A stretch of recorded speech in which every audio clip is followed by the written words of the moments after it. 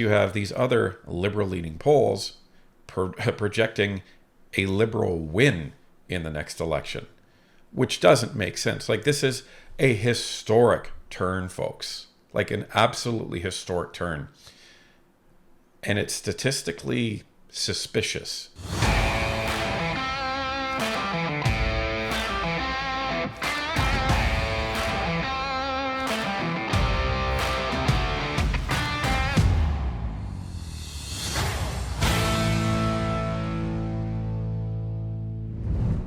There's been a lot of concern raised over polling numbers recently, so we decided to look into if there is historical precedent to put some additional context around what's happening. Not only is there historical precedent of a prime minister resigning that led to a polling swing, not only was the prime minister's name Trudeau, but the person that took over for Trudeau became an unelected prime minister and led their party to a disastrous loss in the next election, despite earlier polls predicting yet another Liberal win. Let's take a look. Ladies and gentlemen, we present you the polling history from Wikipedia, which you can find the link in the description. And we've taken a cross-section of this with specific events that are laid out here. So, on January 6th, there's an event that happened that everybody knows about. Justin Trudeau announces his resignation as leader of the Liberal Party. Now, at that point, you can see, there's still some relative stability in the numbers. Now, the difference is that Mark Carney decides to launch his leadership campaign, about a week or two later. And this is where ECOS and the Main Street research polls, they start putting out all kinds of new data that are showing this massive swing towards the Liberal Party. And you can continue to follow that up all the way to present day, where it shows that Ipsos, ECOS are both showing that the Liberals are actually going to win the next election. A lot of people are becoming very nervous about this, and it's not surprising because you're seeing, these polling numbers shift. You're hearing the mainstream media talk a lot about this. 338 Canada's numbers are starting to shift because all of these polls are data points in their aggregate model, which is essentially completely messing up the whole statistical model that is going on. So what is going on here? And is there precedent? Well, yes, there is. Let's go all the way back to 1984. Ironically. So, back in 1984, they didn't conduct nearly as many polls, and there weren't nearly as many pollsters. However, it remains the same. So, you can see that in December and February of 1983 and 1984, the Conservatives had a commanding lead. They were even into the 50s. This was bad news for the Liberals, everybody. So, on February 29th, 1984, Pierre Elliott Trudeau took his famous walk in the snow. And all of a sudden, you started to see in April, things started to kind of switch quite a bit. You saw the Conservatives dropping in popularity. You saw the Liberals increasing in popularity. Then you see that John Turner became the unelected Prime Minister of Canada and the Liberal Party leader. And all of a sudden, all of these polls switched. The Liberals were almost at 50. The Progressive Conservatives at the time were down to 39. This looked like a doomed proposition heading into the election. Canadians were all behind the Liberal Party of Canada. And then the official election was called on July 9th, 1984. And just a few days later, another poll was held where the polls started to switch back, where you had the Conservatives rise up to 42.5, the Liberals dropped down from 49 to 45, and then there was a French and English leaders debate held a couple of weeks later. And then all of a sudden, everything flipped back. And then you see throughout the campaign, the Liberals losing more and more and more and more ground until the election happened on September 4th, 1984, where the Progressive Conservatives captured 50% of the popular vote, and the Liberals fell all the way back down to 28%. So this is fascinating, folks, because we have literally the exact same scenario playing out right before our eyes. Now, past performance is not an indicator of future wins. We know that. But I think it kind of gives us pause that anything really can happen. We don't need to freak out just yet. The election is not lost to the Conservatives just yet. In fact, it hasn't even been called.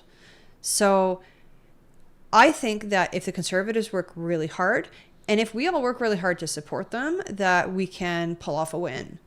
Well, especially because the fact that you have some of these heads of these pollsters outright admitting on Twitter, which is now deleted, a couple of years ago, that they're going to do everything possible to prevent the Conservatives and Pierre Poilievre from winning in the next election. Not exactly the unbiased approach you want for a head of a pollster. That would be ECOS.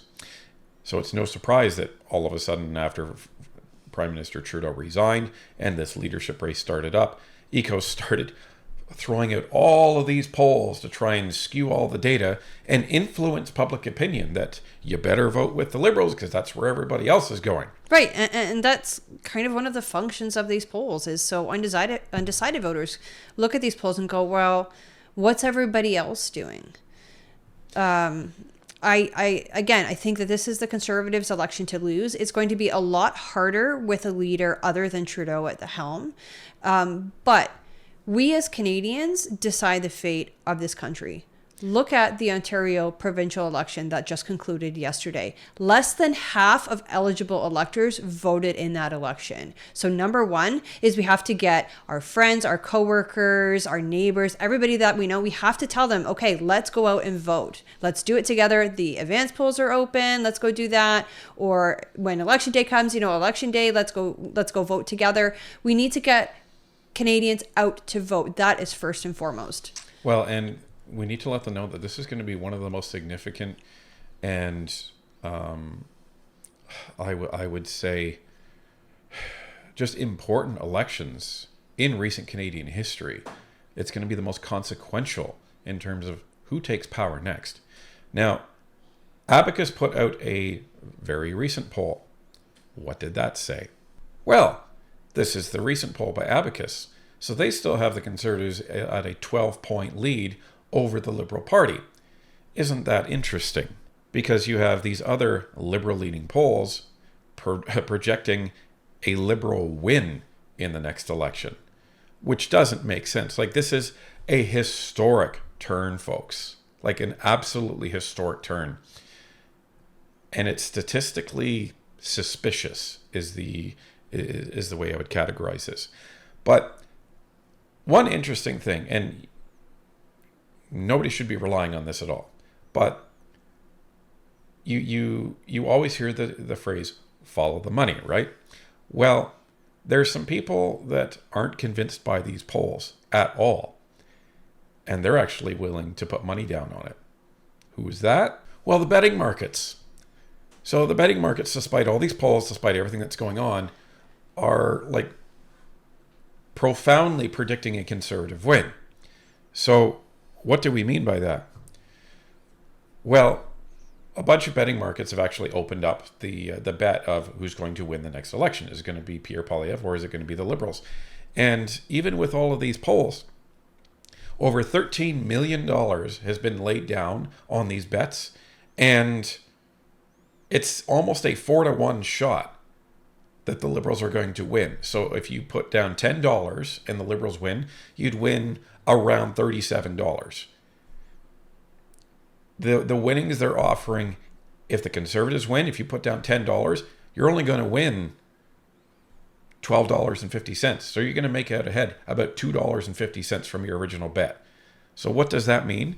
That means that all these money markets, they don't buy this Liberal hype. No, it's because if you do place a $10 bet on the Liberals, hypothetically, and you will win almost 4 times as much money, that means the odds are steeper that you would also lose. You're more likely to lose if you bet on the Liberals. Right. So the Liberals are more likely to lose is what that means. If you bet on the Conservatives, it's considered a safer bet, and you will not get as much money because the stakes aren't as steep. So this is what's going on in the money area. Now, does that mean we should take that seriously? Not really, because we're not really a betting type of group over here. No, we're not.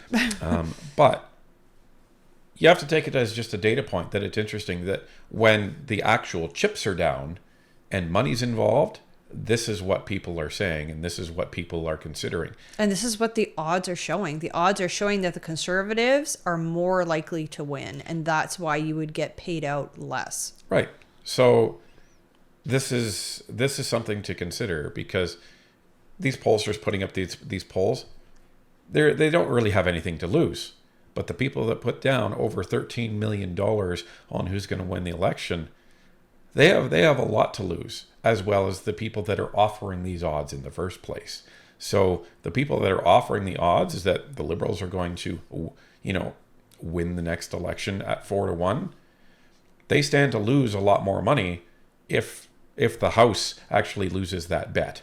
So we have some interesting precedent in almost the exact same situation that shows very similar behavior before an election was called. And what we've been saying is that you're going to notice a bump for the Liberals, and it's going to come right back down once this leadership race is actually concluded. That's what we saw with John Turner, the unelected prime minister, and most likely that's what we're going to see with Mark Carney as well. So no, that's not to say that it's a guarantee. Right. Again, our democracy is in our hands, and if you want a certain party to win, you need to get involved in your local electoral district association, or EDA. You hear me use that term a lot. And you might be asking yourself, well, I'm not really a good public speaker. I don't really feel like going and knocking on doors in March. It's cold. I don't feel comfortable talking to people. How can I help? Honestly, reach out to your EDA and tell them, you know what, I don't really prefer to go door knocking. What else do you have for me? We were at an event this past Tuesday evening for our EDA, and they had all sorts of tasks. They had stuffing envelope tasks. So they sent a bunch of people home with like bankers boxes full of envelopes and letters that they had to fold and put in envelopes and then bring back to the EDA for mailing. I signed up for sign assembly. So that's when you get like those, those metal H frames and you stick the signs on them. That's what I'll be doing when the signs come in. There is door knocking, of course, and there was other activities that they need accomplished within the EDA. You might say to yourself, well, I really only have an hour on Saturday, not this week, but the week after. Contact your EDA and they'll put you to work. And please be patient with your EDA because it is all staffed entirely by volunteers. So they don't get paid for this. They do this in their spare time. And it may take them a little bit to get back to you, but I promise you that they will, and they will put you to work to help your preferred candidate. So basically, although the odds are good for the Conservatives to win the next election, and they're not very good for the Liberals to win the next election, what our message is get involved and don't leave the next election to chance.